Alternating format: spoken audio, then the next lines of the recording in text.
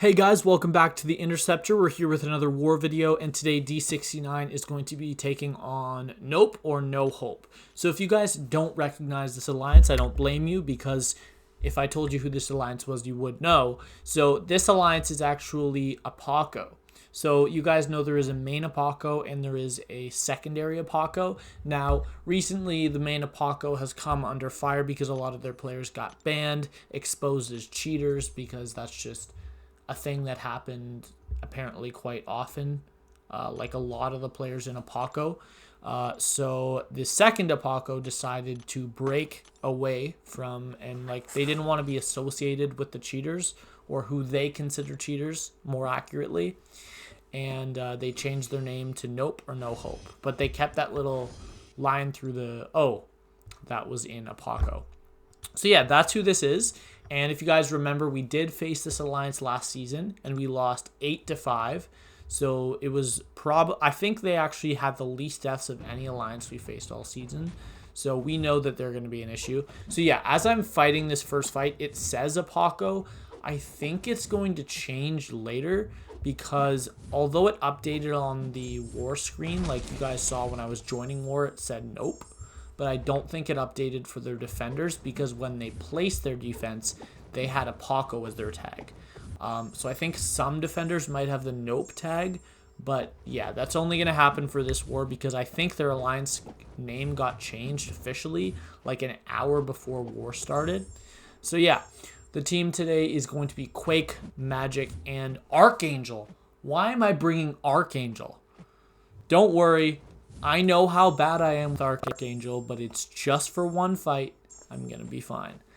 Last time I brought Archangel, I had 3 fights with him, and I died in the first fight, I think, and I sold the next 2. So, yeah, that was not pretty. But to be fair, it was a very hard fight that I probably should not have been using Archangel for. Either way, the Path 1, Section 1 I got has Mephisto and Nova, or not I did the planning. But yeah, I'm on Path 5, Section 1, which is Ebb and Flow Knockdown. So with Quake, the way she works is that if you throw a heavy attack, you knock the opponent down while they're suffering from a concussion debuff, as long as they are not immune to ability accuracy reduction or have increased ability accuracy in their abilities, then they are just going to permanently lose the Ebb and Flow. This works the same way on intercept. So if you land an intercept while you have a concussion up, it does the same thing on Path 5 Section 2. So yeah, this is a Nova. They made a very Quakeable lane. Mephisto and Nova are both 2 very, very easy champions to Quake. And yeah, that makes this a pretty simple fight. So Nova's a little bit longer. I think it's going to be just barely over a minute for this fight. But it's a very, very safe fight. And there honestly was not a better place to put a Quake today. So we're going here. But anyways, so yeah, 5% left. I threw that heavy. It did crit. I thought it might kill. It didn't, but that's all right, because this next cycle is going to clean it up. As far as I'm concerned, 1 extra heavy does not constitute a mistake in the fight. I think it's got to be 2 or more to constitute a mistake, because sometimes it's a calculated thing, and like in that case, I knew there was absolutely no risk. So yeah, now we got a Quake v Quake matchup, which does not happen very often, but for some reason they placed Quake on this node. I don't understand the placement, so we're just gonna Quake, because why not Quake? Archangel could have blown through this fight. But I'm very confident I'll end with a full yellow bar, and rather than having to use like maybe a level 3 potion at most, so 1200 health on Archangel for his 1 fight, that's probably how much block damage I would take. I want to save that 1 tiny potion, so we're gonna Quake it. I did assign myself in the notes with Quake, not Archangel, but if I was not as confident with Quake, I definitely would have used Archangel for this fight. So basically, Quake just bypasses absolutely everything this node has going for it. It has heavy hitter, which, why would I care if she charges a heavy attack? I don't care. And power alternator, none of us, or neither of us ever get any power, except for me landing that one heavy attack. But that's just because, you know, fuck it. Like, why not? She's going down anyways. She can eat one heavy attack. But yeah, this next fight is probably my favorite fight I've done in a very long time. And you guys probably won't think that by watching it, but it's awesome. So this is Doom. This is an R3 6-star Doom, and I sped this fight up ×2, and you guys will see why. Now, note, this was an important war. We really needed to win this. It wasn't necessary. But yeah, you'll see right here, we start out by taking a lot of block damage. I'm actually out of Power Start 1 boosts. So what I did here is, yeah, he throws the L1, so we have to back off of it. But as soon as that the aura expires, we get our second L2, this fight's over.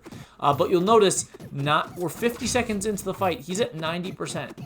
And the reason is because I forgot to take off Resonate. So I think the last time I used a champion that makes contact in Alliance War that does not benefit from Resonate, the last time I used a champion in Alliance War that hit the opponent was Warlock and Magik. Both of them I used them in the last war, and I just didn't turn on Suicides that war, so I just left on Resonate when I placed my defense, and I forgot to take it off.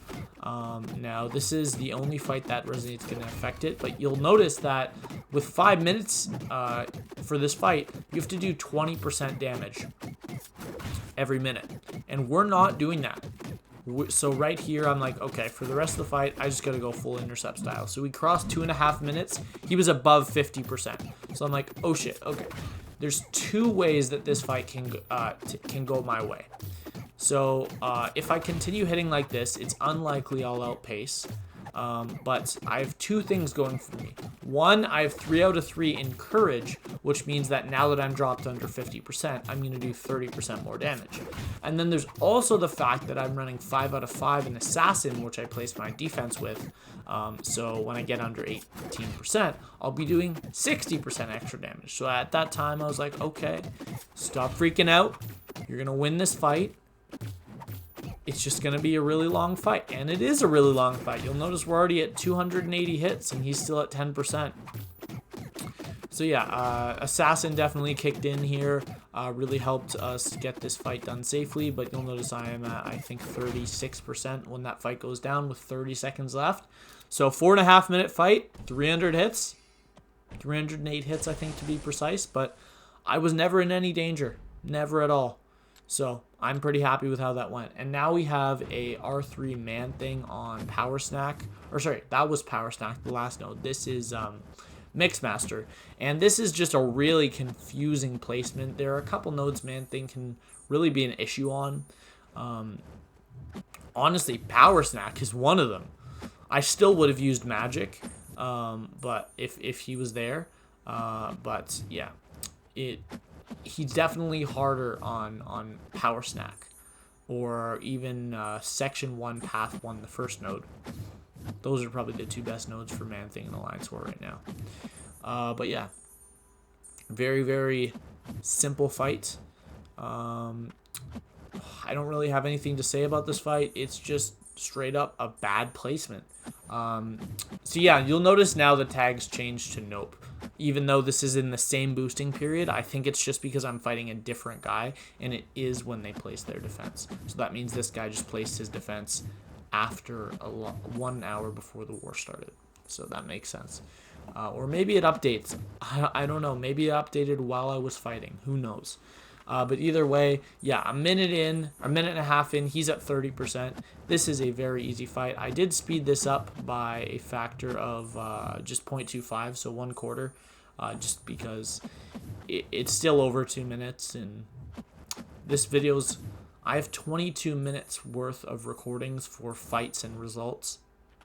So I have a feeling that if I don't speed this fight up, like a lot of people are just going to skip through my videos to watch the most exciting fights. So yeah, that's why I speed videos up. But yeah, there we go. That goes down, and that is 4 Quake fights in, still at a full yellow bar. Haven't even taken a blocked hit yet, so pretty good. Now we'll go over to this Mysterio, which I'm not taking. SCZ took that with Fury very well. I think he ended with like 80% in his first life, something like that, which is the best the fight's gone so far. But now we have a R3 Human Torch, and I am going to have to boost up 3 times this war. It's because I'm actually splitting Path 8 with SCZ because I did not have a champion that could safely take the Venom. And it just worked out. He was back up, and I sent him with a Sim Supreme for one of the Korgs. Not one of the Korgs, the Korg on Unblockable Regen, Section 1, Path 1. He always prefers using Sim Supreme for that. So, yeah, now we are facing, this is an R3 Human Torch, like I said, but this is a nothing node. It's heal block. This node has weakness they put on you if the defender gets a buff, and then this also has redoubled determination. So this is a very common placement for Immortal Abomination, but Archangel absolutely shreds him on this node. So yeah, this is a very simple fight. The only annoying thing is the heal block, but that doesn't matter if you never lose health. So that's just the plan, just don't use health. I do find Torch to be on the trickier end of champions to Quake. And that's just because I think I had an issue quaking him last season. It was really early in the season on the Fury build-up mini-boss. I think he clipped me once. Right. That's the time that he whiffed a light attack against me in the heavy. So I was just quaking like this in the corner. But he whiffed a light attack against me in, I think I said heavy last time, in the corner. So I was just worried that was going to happen again, as that is definitely a bug. There's no way champions should be whiffing light attacks in the corner. But either way, it's fine. I did boost up fairly big for this fight, but it's a very safe fight, so I'm not worried at all about it. This is a diversity placement also. Obviously, wow, I can't speak English. Obviously, R3 Torch is an incredible attacker.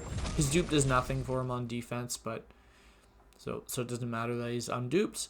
But usually people have like 4 or 5 R3 Torches in one BG, so they can sacrifice 1 to defense. So SCZ went in and cleaned up that Venom really nicely. He actually triggered Protect on one of his special 2s using Sim, so he just hit an intercept and the fight was over. So now we have an R3 Modok, and honestly I expected to see a lot more health here. Apparently he has a pretty low health pool. And this is probably the worst fight. I think I only mess up twice, but I end up throwing heavies 3 times because one of the times he's really annoying. He does a 4-hit combo and he dashes back. Like right there, that's not what happened, but what happened is that he got stunned after the 4th hit in the combo, and the animation started for the 5th hit, but he got stunned in the middle of it.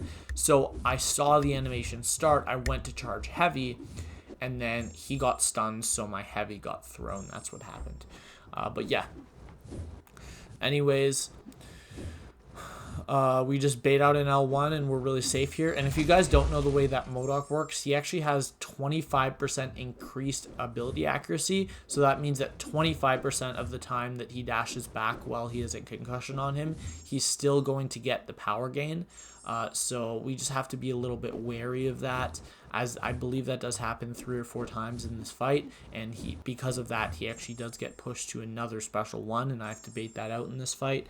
But I still finish this fight with a full yellow bar, don't even take a blocked hit, I just have to hit him a few times. So I'm not worried about that.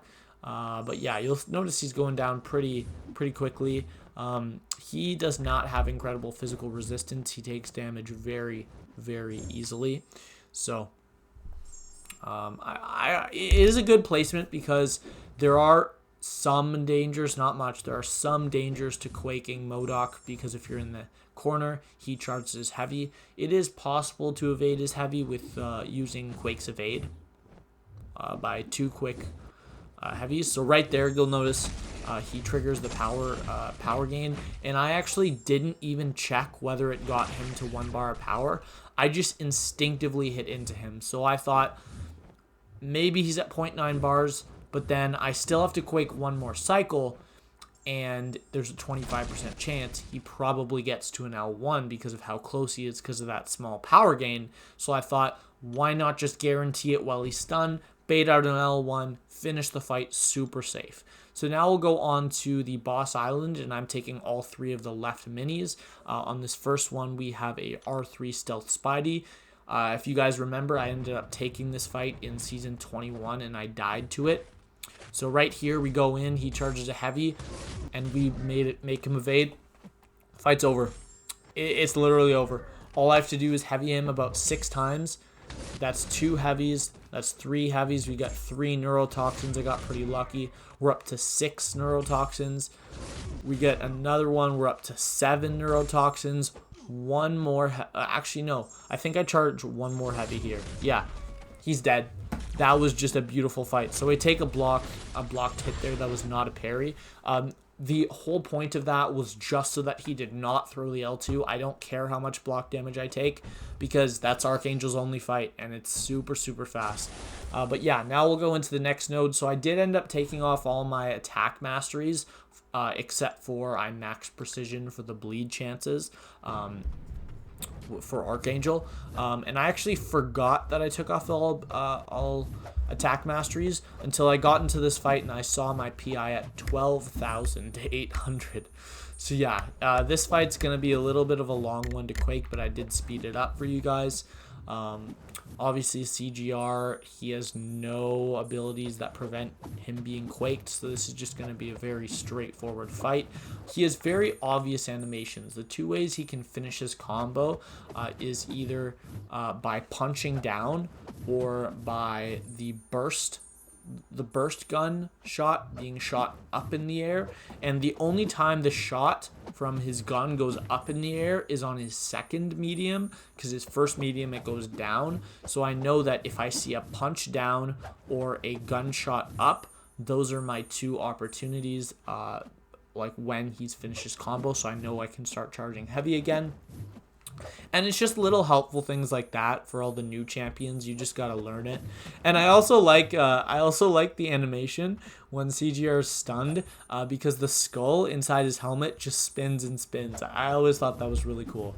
But yeah, this is gonna be a little bit of a longer fight. Obviously, I would have preferred to put my attack masteries on and boost up because I'm not very boosted. I only have a 15% health boost and a 10% green boost for attack and health. But this fight's going to be about 2.5 minutes. I believe it's 3 more Quake cycles after this. So actually it was 2 minutes and 40 seconds. But whatever, as it is still very safe. Maybe it's another 3 cycles on top of this. I don't know. Either way, I mean, I can sort of see a place for CGR on Path 1, Section 2. No, Path 2, Section 1, the second node with Brute Force. You can't Quake him there. But there's so many better defenders, like Weapon X is where Run has a 6-star Weapon X, and he places him there. But yeah, here we're going to remember, and we're going to throw on our attack mastery. So I'm going to max out Despair. I only maxed out Despair for Quaking because the Aftershock and the Stun reduce regen from Willpower a bit. And I do max out Assassin here. I put 5 out of 5. That's just for placing Alliance War defense because Assassin is not... I mean, I guess technically it affects Quaking, but it doesn't really matter. It's like, best case scenario, it takes 1 less cycle to Quake. And then you guys will notice, I'm not sure if my face was blocking it, but SCZ, he's the guy I cleared right side with. He was asking if I needed energy to get to Longshot. I explained to him later that it was just me swapping masteries.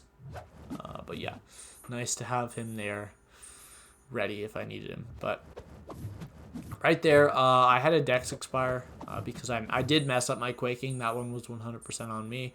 And because of Longshot's ability, normally Concussion actually prevents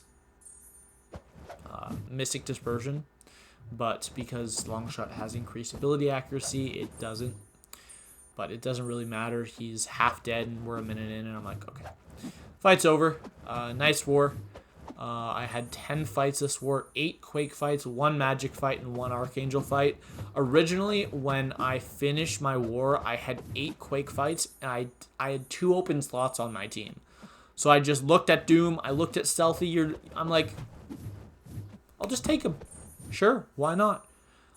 We already had 4 white Magnetos, 3 of which were getting to Boss Island. One of them was trapped because he needed to wait until Global was down. But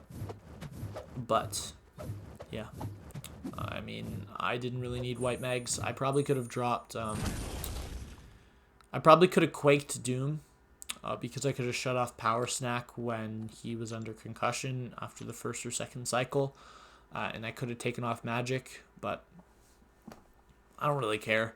I'm fine with 300 hit 4.5-minute fights. But yeah, look at that score. Look at that score. Well, sorry, I'll go back a little bit. We beat these guys 4-5. It was a very, very close war. And if you guys didn't know, this is D69's best war ever. Like, ever. Since the Alliance started, this is our best war ever. 4 deaths. Previously, I think we've had 3 wars where we were at 6 deaths. We've never had a 5-death war. So we beat our personal best by, we got 60%, 66% of the deaths. So that's just incredible. And to play like that in a war where the other alliance is playing this good. So they also only had 5 deaths. We beat them out by 1 death. Fintech got the clutch boss kill with Tigra, ending with 15% left on his Tigra. I think that was the 3rd last fight, and then Jer got the last 2 solos with Omega Red, so that was just awesome. But yeah, you'll notice we did get number 1 MVP, so that's awesome with 10 fights. Europe Rip with 9 fights, and then Ortho with 8. But we unfortunately did not get any defender kills, but we only got 5 as an alliance, so the chances of me getting 1 are not high. But yeah, that's awesome to win that war. I think I actually have... Let me go to my War 9. So yeah, this is how the war was going. So 134 to 129. It was 3-3, and then we died. We died on our 100 and I think it was 34th fight or something like that. And they were winning 4-3. So we were like, okay, calm down. We can still win this war. They just need to die 2 times. And then they were facing Sorcerer Supreme, our R3 Sorcerer Supreme in BG3 on Node 54 Aspect of Evolution on Blockable Special 2 increased passive power gain, and they died once. They went in with Magik. They didn't use a special 1 boost. She got to special 3 before Magik got to special 2. Instantly dead. No invulnerability boost to use either. So then it's 4-4.